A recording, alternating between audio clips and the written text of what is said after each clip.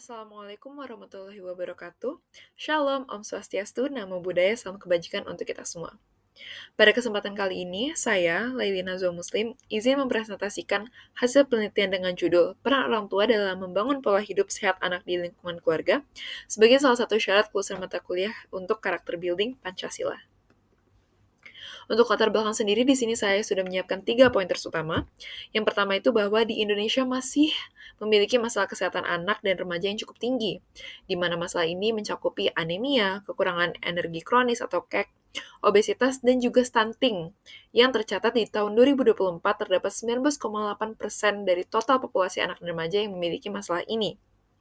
Nah, rangkaian masalah ini tuh disebabkan oleh beberapa faktor. Yang pertama adalah faktor ekonomi keluarga, kemudian yang kedua minimnya pengetahuan akan gizi dan nutrisi, dan yang ketiga adalah pengaruh gaya hidup yang modern, yaitu dengan adanya pengaruh gadget dan juga makanan cepat saji yang semakin gampang untuk diakses. Nah, keluarga ini sudah menjadi unit terkecil bagi si anak, yang dimana unit terkecil ini diharapkan mampu untuk mengedukasi dan juga memberikan nutrisi yang tepat bagi anak agar bisa tumbuh dan berkembang dengan baik, sehingga mereka bisa menjadi generasi emas pada tahun 2045 nanti. Untuk rumusan masalah sendiri, yang pertama adalah bagaimana orang tua dapat menjadi agen perubahan itu sendiri dalam pola hidup sehat anak, dan yang kedua adalah apakah ada intervensi sederhana di keluarga yang bisa diterapkan secara langsung agar pola hidup sehat dapat terbuat. Dan topik ini juga selaras dengan SDG nomor 3, serta Pancasila, sila kedua dan juga sila kelima.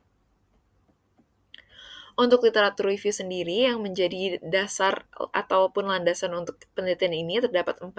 Yang pertama adalah definisi dari PHBS dari Kemenkes RI, kemudian penjelasan dari World Health Organization mengenai masa kanak-kanak itu sebagai fase kritis dalam proses pembentukan perilaku sehat untuk jangka panjang, serta UNICEF yang menyatakan bahwa keteladanan orang tua sangat memengaruhi gaya hidup anak. Dan yang keempat itu adalah kolaborasi di antara guru dan orang tua yang dibagi lagi menjadi 3 literatur, yaitu yang pertama adalah anak dengan gizi baik, itu menghasilkan konsentrasi dan prestasi yang lebih baik, kemudian edukasi gizi orang tua dalam menyediakan makanan sehat sangatlah penting, dan yang ketiga adalah saran untuk menyediakan pola makan sehat itu sendiri dengan konsisten.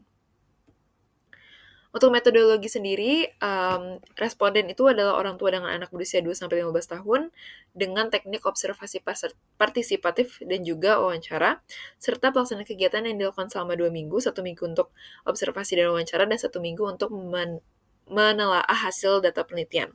Lokasinya adalah secara online melalui platform Zoom Cloud Meetings. Hasil penelitian antara lain adalah, saya mengambil narasumber dari hasil wawancara saya, yaitu Bapak Christopher, ayah dari anak usia 33 bulan, yang dimana beliau menyatakan bahwa fokus utamanya di antara lain adalah gizi seimbang mampu mencegah anemia, obesitas dan stunting, kemudian menu anak harus disesuaikan dengan menu keluarga, agar tidak menjadi anak yang picky eater, tetapi memang di sini disesuaikan merupakan highlight utama, yaitu ketika kita mengambil contoh misalnya, ketika keluarga mengkonsumsi sop ayam, maka kadar sodium untuk si kecil bisa disesuaikan lagi sesuai dengan yang dibutuhkan. Kemudian untuk screen time sendiri, Bapak Christopher tidak memberlakukan screen time sebelum anaknya berusia 3 tahun untuk mendukung perkembangan optimal anak. Dan yang terakhir adalah aktivitas itu merupakan salah satu aspek paling penting di mana Bapak Christopher dan istrinya sering melakukan kegiatan seperti menjemur anak di pagi hari, kemudian olahraga ringan, hingga outdoor play yang ringan. Nah, pendekatannya sendiri itu adalah Bapak Christopher berusaha untuk mencari informasi sebanyak mungkin melalui sumber internet yang sudah difilter sesuai dengan kebutuhan, serta dengan konsultasi medis, yaitu dengan dokter anak yang dimiliki. Beliau juga menyatakan bahwa dukungan emosional suami itu sangatlah penting bagi keluarga sejak masa kehamilan, dan dukungan sosial bisa didapatkan dari support group ibu.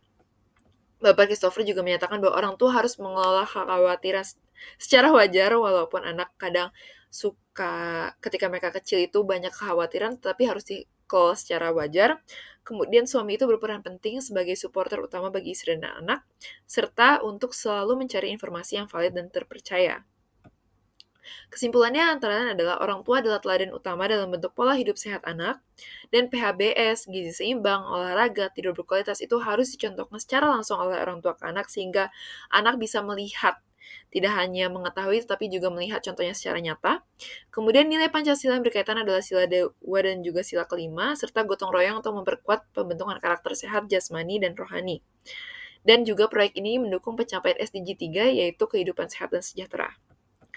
Saran yang dimiliki adalah, saya memiliki 4 untuk masing-masing institusi. Yang pertama adalah untuk orang tua, yaitu untuk selalu kreatif dalam menanamkan kebiasaan sehat, serta selalu melibatkan anggota keluarga.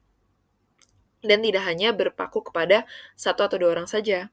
Kemudian untuk institusi pendidikan dan juga kesehatan, untuk lebih banyak program kolaborasi dengan keluarga seperti kampanye PHBS, seminar parenting, dan lain sebagainya. Untuk pemerintah sendiri, untuk terus memperluas program edukasi kesehatan ke level komunitas dan juga rumah tangga, sehingga tidak hanya terbatas kepada sekolah saja. Dan yang keempat, untuk penelitian selanjutnya adalah untuk berfokus kepada peran ayah, tidak hanya ibu, dan pengaruh budaya lokal terhadap pola hidup sehat anak, karena kondisi demografis dan juga sosioekonomi juga memiliki pengaruh terhadap pola hidup bersih dan sehat ini. Sekian presentasi dari saya, kurang lebihnya mohon maaf. Wassalamualaikum warahmatullahi wabarakatuh.